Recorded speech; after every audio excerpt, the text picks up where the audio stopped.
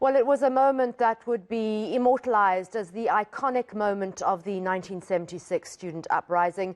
A wounded Hector Peterson, a child, desperately being carried to safety by fellow activist Mbuyisa Makhubu.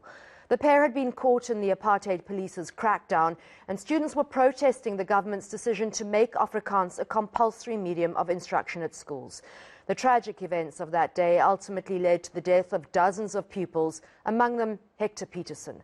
But while he's become an icon of the struggle, little is known about what happened to the young man who was in agony as he tried to rescue him. Well, to celebrate this courageous activist, we're now joined by his nephew, Zongezile Makhubu. Thank you so much for joining us, Mr. Makhubu. You know, I've been wondering what happened to your uncle for so many years. It's such a pleasure to have you with us to answer some of the questions that you, too, want as some form of closure as a family. Good morning, ladies and gentlemen. Yes, definitely. We're still asking a question 45 years later to what happened to Mbuyisa. And the irony to the story is that about maybe 4 to 5 years ago, there were news that surfaced that Mbuyisa was arrested in Canada. We've been waiting ever since because we've been waiting for the government to come back to us and find ways of maybe trying to get him back home. But initially, my mom wanted to go there physically so that he can see him, rather than having the government to take fingerprints and blood tests to go and test them. So we're still asking that question 45 years later.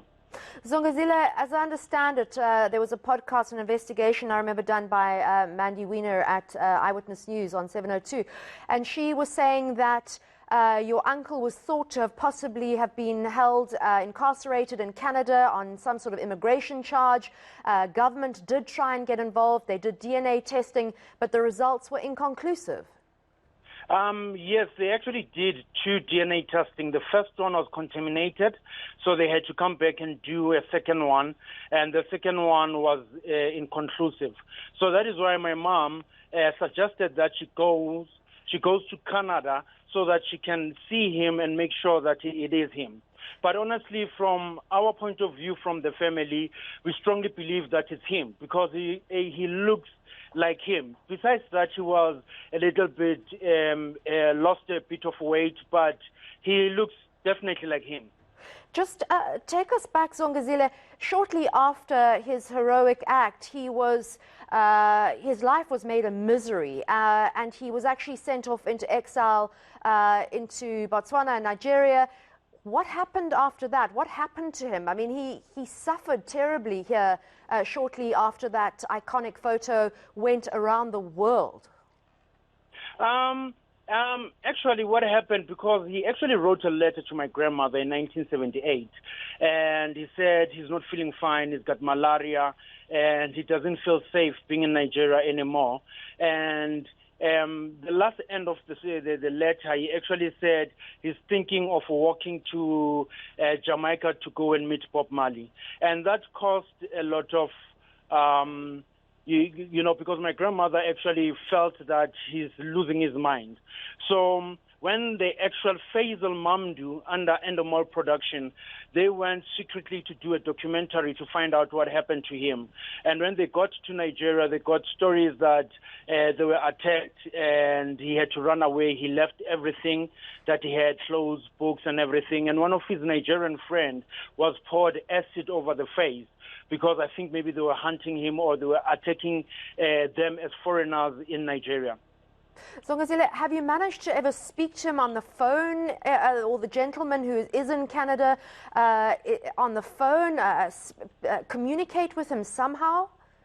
To be honest, there's a lot of red tape to get towards him, because his lawyer, the one who stands for him, we've been writing letters. We've been trying to talk to him, but honestly, he's a bit afraid of speaking with anybody because he kind of refused. So we're still trying, you know, in so many ways to try to maybe raise some funds. Maybe my mom could go to Canada and make sure and verify that it's him.